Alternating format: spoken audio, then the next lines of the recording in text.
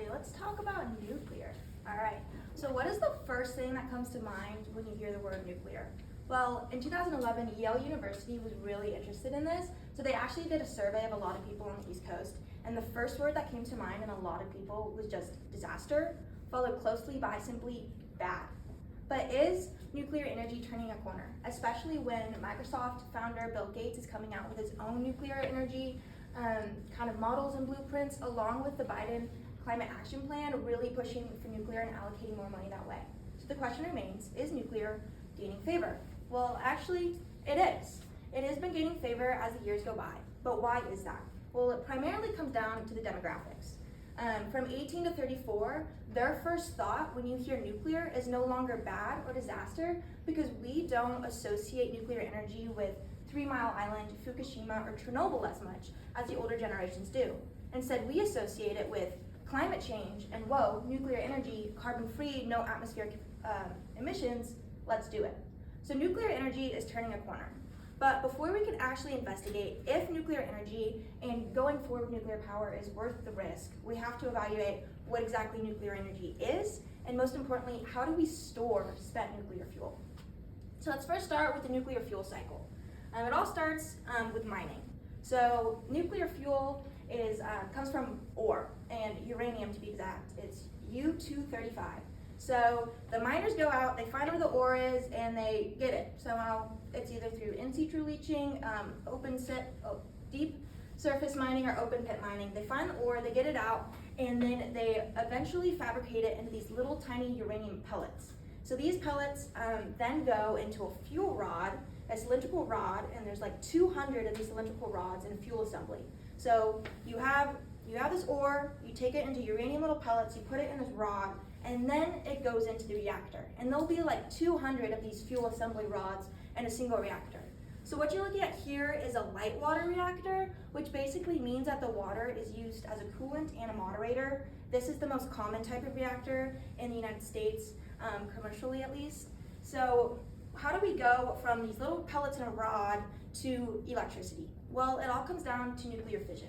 We all know what atoms are. There's atoms in this, atoms in the air we breathe. So in the atom, in the uranium atom, we have the nucleus and the neutron. And when those split in a process of nuclear fission, we get a lot of heat and a lot of radioactivity.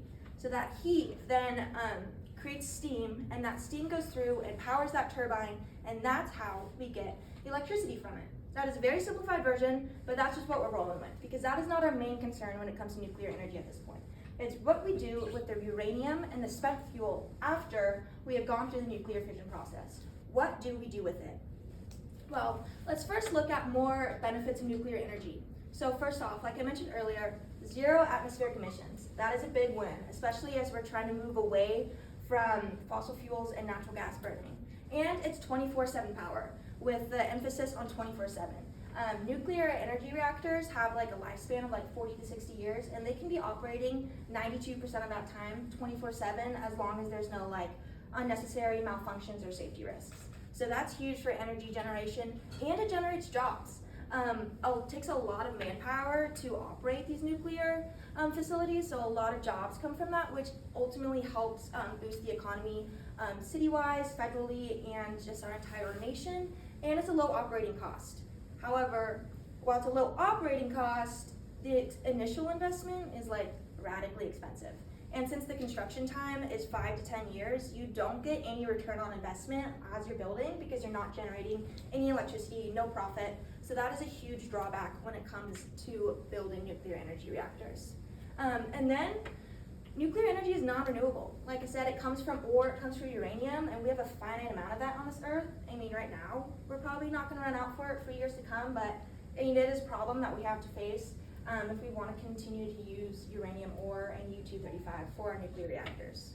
And then transportation of radioactive materials. Say we have a nuclear reactor up in Illinois, like I showed on the last slide, and we need to get this radioactive spent fuel all the way to a bunker in New Mexico. Well, how do we get it there? You know, we put it on an armored train or an armored car. A lot of people don't really feel comfortable transporting radioactive materials like halfway across the country to some random bunker. Like, you know, there's a lot of things can go wrong. That's a huge risk. And what do we do with this radioactive material in the bunker? Is that a permanent site for it? Well, no, it's not, because currently in the United States, there's no permanent repository for spent fuel. So I feel like we're kind of going backwards here. We're generating all this nuclear energy, all this nuclear waste, but like, wait, we don't have a place to store it. It's a major problem. So in order to go into why we don't have a place to store nuclear waste, we have to talk about Yucca Mountain, and what is now known as the $20 billion hole in the ground. Now, the Yucca Mountain controversy has been waging for over like 30 decades, and there's a lot to it. So I'm kind of go over like a condensed timeline of it. And it all starts with 3 Mile Island before 1982. So 3 Mile Island was the nuclear meltdown in Pennsylvania, and that sent our country into a frenzy.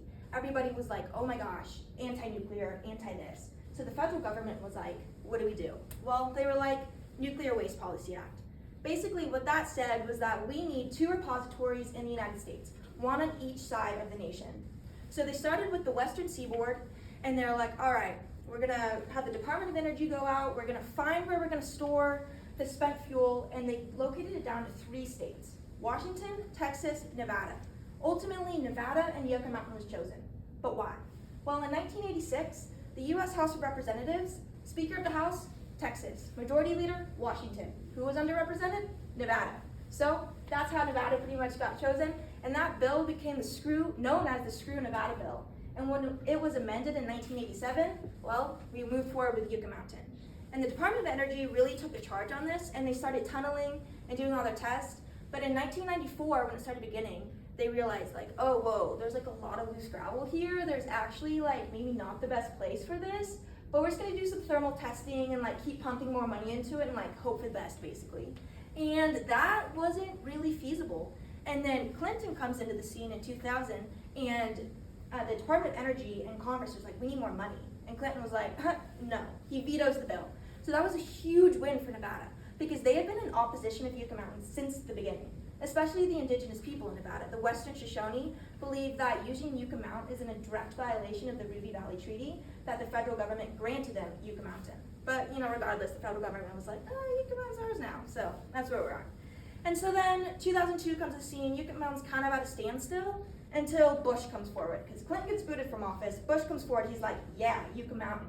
So then with the support of Congress and the House of Reps, they funnel more money into Yucca Mountain, and they're like, let's move forward with this.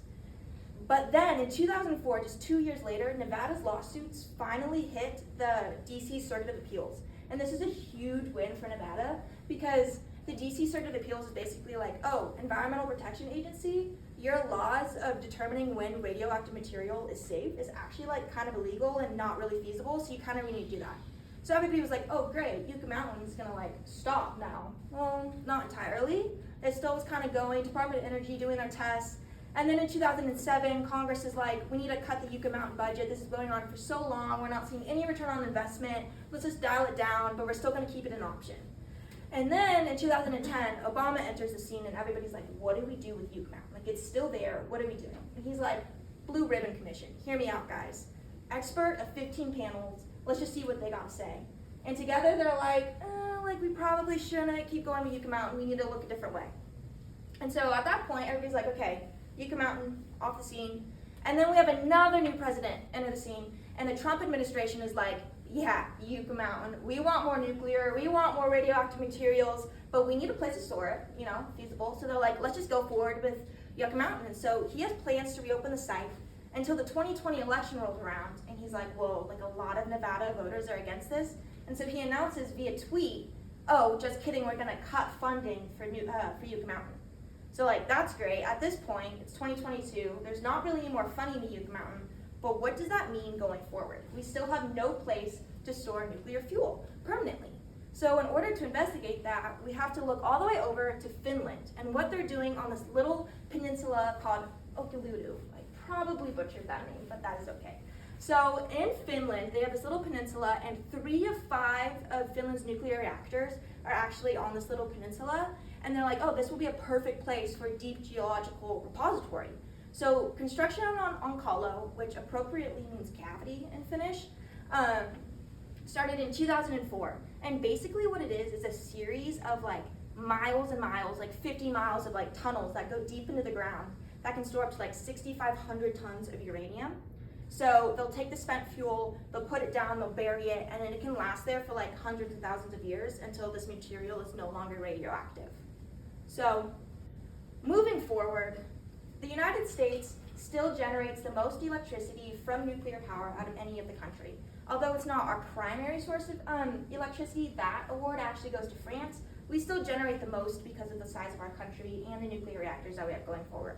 The Biden administration just pledged $2.5 million in infrastructure and to giving the Department of Energy the go-ahead to start looking at new sites for new nuclear reactors, but yet the fact remains that we have no place to store the fuel. So the question remains, is nuclear worth the risk? Well, for one, there is always going to be a risk involved in nuclear energy. There's always going to be the risk of a nuclear meltdown. And there's always going to be the risk of transporting these radioactive materials, which is like super scary. But in my opinion, nuclear energy moving forward is not a feasible option until we find a way to store this fuel permanently. Thanks. Okay, thank you, Ellie.